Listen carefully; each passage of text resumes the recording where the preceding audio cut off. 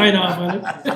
We're ready? Okay, yes, we are. Turn the heat Good down and save afternoon money. and welcome to the Protective and Emergency Services Committee for December Find 19th. more about it. I'm going to call the meeting to order.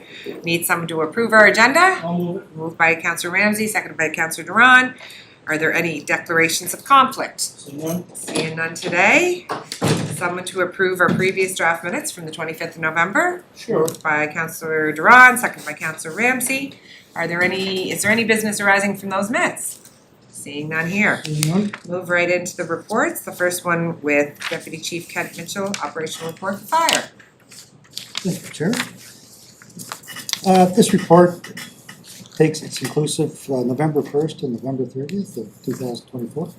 Purpose is to provide the committee with an update on fire department activities, response information, and fire prevention activities. During this period, we had general inspections for 14, inspections with hazard compliance orders issued were 16, inspections that were closed were 6, fire investigations were 2, we had plan reviews consisting of 7, we had education sessions and fire drills 15. In that period, we had a total of 73 emergency response calls. 15 were Station 1, 38 were Engine 1s, 17 were Station 2, and 5 were fire inspector callouts. Within this period, we had a training consisted of live fire training, automobile extrication practice and training, vehicle fire suppression, saving your own training, search and rescue training, rapid intervention crew training, and company drills. The department training is on hiatus through the month of December and will resume January 6th as department members take a training break to prepare and enjoy the holiday season. Fire prevention activities were busy during that time period as well, with Engine 1 doing visitations and smoke alarm visits, which included the 26 different visits with Engine 1. We had change your clock, change your battery at McDonald's on November 2nd with 230 batteries and fire prevention information packs given out.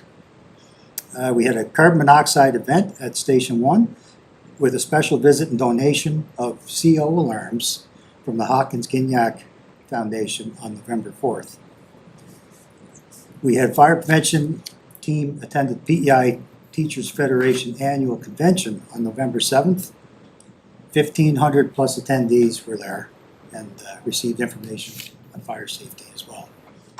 The Fire Prevention Office attended Early Childhood Development Association annual conference on November 8th with 900 attendees at that event. And I'd like to thank Fire Inspector Brian and his wife Trish for a donation of the Charlottetown Christmas tree this year to the city of Charlottetown.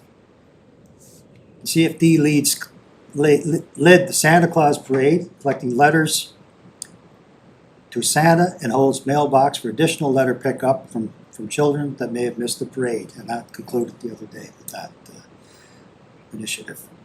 Several new positions and vacant positions will be filled in the coming weeks, including new platoon chiefs, career firefighter 2 positions, and relief firefighter 1 positions. Volunteer firefighter recruitment was successful this year with 14 recruits advancing through the process and will begin firefighter training level 1 in January. Charlottetown Fire Department leadership had the privilege of promoting 3 department members to the rank of volunteer lieutenant. Please join us in congratulating Lieutenants Brian Burke from Station 1, Eric McGuire from Station 2, and Chris Hancock from Station 2. So congratulations to those folks on jumping up to officer levels in the fire department. Fire underwriter survey review continues with the second draft currently in place.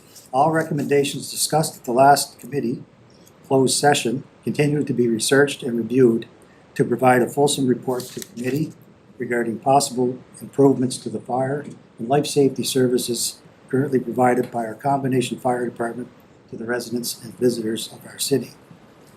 Attached is a letter of thanks from Mayor Debbie Johnson and the town of Three Rivers for the donation of auto extrication equipment and a retired rescue vehicle. CFD is proud of the ability and trust the CAO, Mayor, and Council have instilled Charlottetown Fire Department, which allows our department to pass along life-saving equipment to smaller rural departments when the opportunity presents itself. This greatly benefits all islanders and the island's fire service.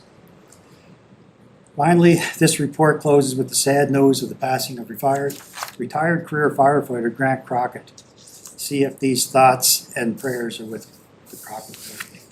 Thank you, that concludes my report.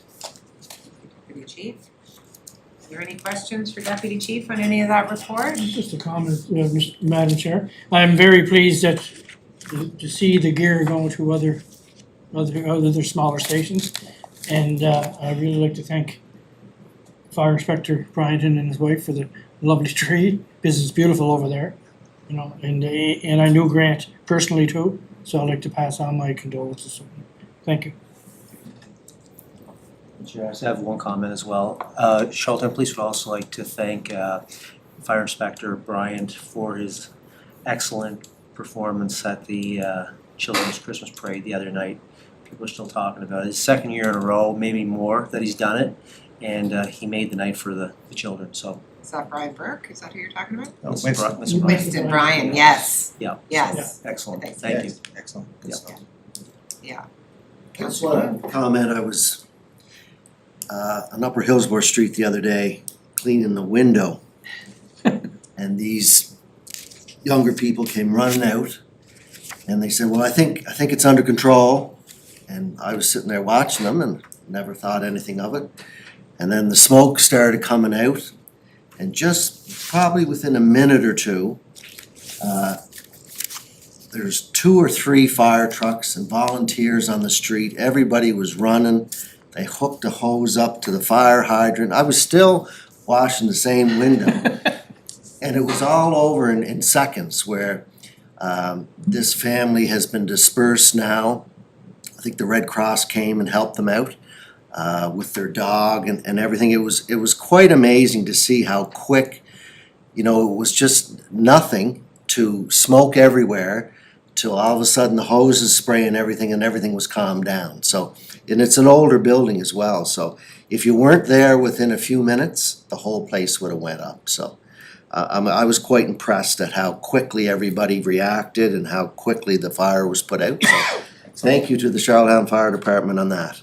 Thanks very much, Councillor Drawn. We'll pass that one along for sure. A testament to all the hard work that goes into when preparing for when those unfortunate times have to come in and to show you. Seconds, eh? Yeah, Just seconds. exactly, how it could be so much different. There is a lot of older buildings around the city too, Yeah. that, you know, it wouldn't take much to let her go. Well, I think that's, No, they that's worked very quickly and had everything under control.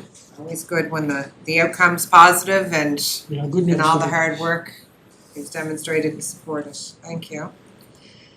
All right, Chief Mamie, abandoned buildings within the city of Charlottetown.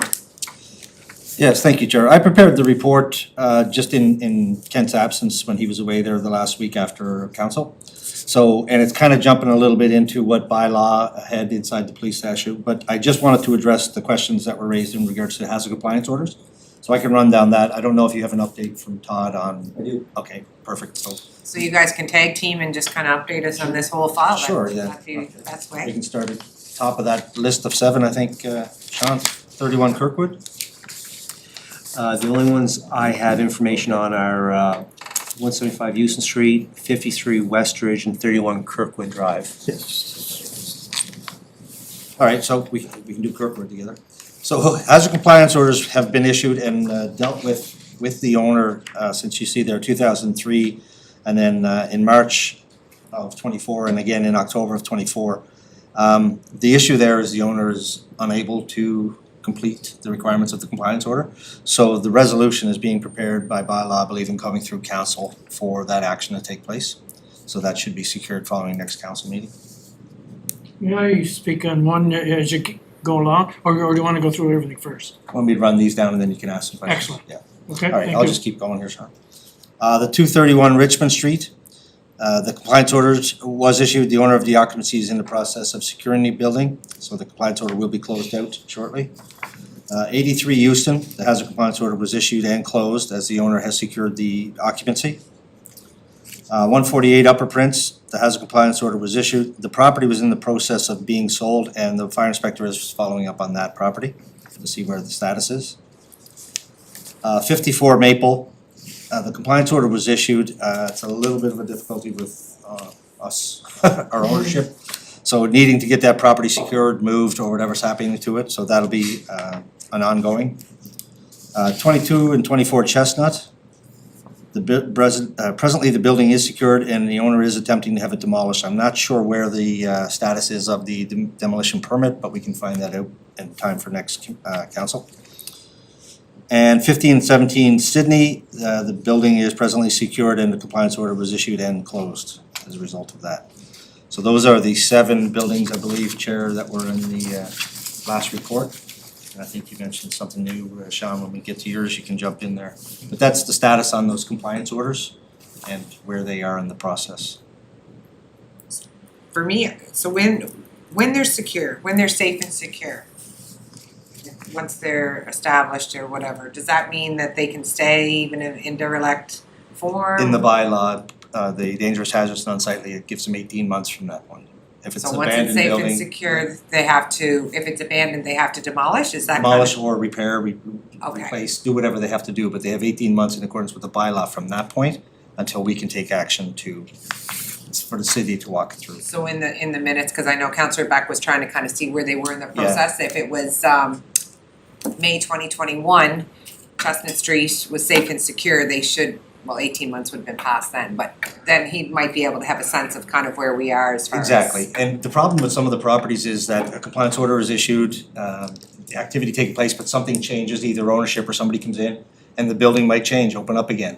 It starts over, and then we have to go back with a compliance order, so that previous one, the clock doesn't start running the 18 months from there, it's now from when we now address it. That might be helpful information to include in a report to go to council so Yeah. that, cause I think that was the question from my Cause you see that understanding. first date and you think 18 months from there, well, that's, a lot of times that's not how it works. And just for the understanding piece, Yes, so that people definitely. understand that it's not that they're not doing anything, but it's just that things change in the process. Councillor Duran, I know you had some questions on some of those derelict buildings, is there any?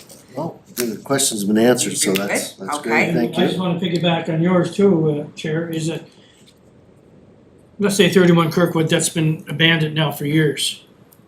And you say as long as it's secured, as the chair said too, but at the same time, you can have all the windows and everything boarded up and painted the same color, but if also the roof is falling in and everything along that line, Is that through here? Yes. Oh, good, like okay. how much, I'm in the wrong room, sorry. I mean, how much longer do we wait for this property? Which is, in that one in particular is why it's coming to resolution through council, which we as fire have never had to do to get our hazard compliance Yeah. order issued. This is the first time we're actually, second time, because we did it for a fire escape that the owner was unable to finish, so we needed to have it done, so we put in Public Works, who I think got contracted. So this is a bit of a different scenario for fire, but it is what the bylaw route runs, right? But that is a property in particular, it's a constant, it is every year. Some stuff is done, brought it up to, met the code, minimum standards, then it slides again and we have to go back in and issue that compliance order. Because That's why basically, you she's see- only there in the summers just to plant flowers. Yeah, Because I drive by it 18,000 times a day on the way home. And it's the same as Chestnut. Like, I know the owners of that one too, and like, they've been trying since COVID. Like 18 months are gone now, Yes. and they say they can't get anyone to, like, sort of demolish it. I'm not sure of the status of that, I can't Like, speak. You know, like, those, really, they're, in my eyes, when you drive by them, they are fire hazards. Because we can put the plywood on and have them flush straight to the building and paint it, but. That's part of what we issue. The other is remove all combustibles, no compiling of any combustibles or flammables in the building or around it. But yeah, that's secure and safe is only gonna look so good for so long. That's right. And that's why in the bylaw, that clock is there, the 18-month, and maybe we need to look at, in a revision, tightening that up a bit. Well, I think that whole bylaw, and slightly and stuff Yes. is coming to us to look at and to really Yeah. reevaluate, so some of those timelines may It's the be able same to be properties looked at. really, year Yeah. after year, right? Yeah. It That's the is, heartache about it. for sure. Did Okay. you wanna jump in on some of those, Sure, just Chair. before we go to you anyway? Absolutely. So 175 Houston Street, we haven't done that one? So in accordance with terms of the dangerous, hazardous, and unsightly bylaw for the city of Charlottetown, authorize Public Works Management to cut grass, remove any trees, garbage, and other materials or debris, He's jumped ahead. dangerous or otherwise, clean up and properly dispose of same at the owner's expense the following properties located. So the first one's 175 Euston Street, PID number 360107. So our bylaw officer, Constable Sutcliffe, has been working with that property. They put a posted warning order on December 13th, 24, and no satisfactory action was taken at this time on that property. Same for 53 Westridge Crescent. Again, our bylaw officer had been working on that property. He did a final warning posted on December 11th, 24. Pictures were taken at both, and satisfactory action to resolve the issue was not taken on both. So that'll be a resolution that you want moved on to council. I think we just jumped ahead to number E and F there probably, did we?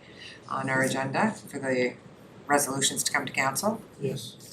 Yeah, I think, cause I think it was kind of two separate, but not, so fire kind of took the building, so. Yes. If we could just jump ahead, for people, anybody watching, I think, Deputy Chief Coombs was talking about E, which was infractions, under hazard to move to council. Can someone move those? I'll move that, yeah. Move to council, seconded by Councillor Duran, that they'll go on to council. Jackie. Sorry about that. So now I'm gonna bump back up, you can do your second report on Deputy Chief Coombs soon. I think the next one would be the update on the accessibility taxi. Chief McGonnell had that. Yes. So, in regards to the accessible taxi, Chief McConnell has reached out and has spoken several times with a taxi driver named Marcel Archibald. Mr. Archibald has expressed some interest in providing an accessible taxi service in Charlottetown, but not until the new year. The chief will continue to keep the lines open for communication, and he will update council early in the new year on that to see where it's going. I know the mayor, he's not here to speak to it, but I know has tried to have a working group with a bunch of different parties involved on this topic, so I'm sure we can have a little more. We met yesterday at the meeting, accessibility, and that was on the agenda. It's been on the agenda for Yeah. a lot of years. So they're looking at people, and they had a gentleman in too to make a presentation. See, this is one of those things, right? Taxi falls to this place, or taxi bylaw falls with police, but it falls in this committee, falls in this committee. Like, how do we take something like that and where does it really belong as far as those conversations? Like, when we're talking about accessibility for taxis, is that? In my opinion, it would be more towards enhancing people wanting to do it, because I believe there's a lot of expense that comes with it, so there's not a lot of people interested in providing the product. So whatever working group has the mechanisms to put enhancements in to make it more viable.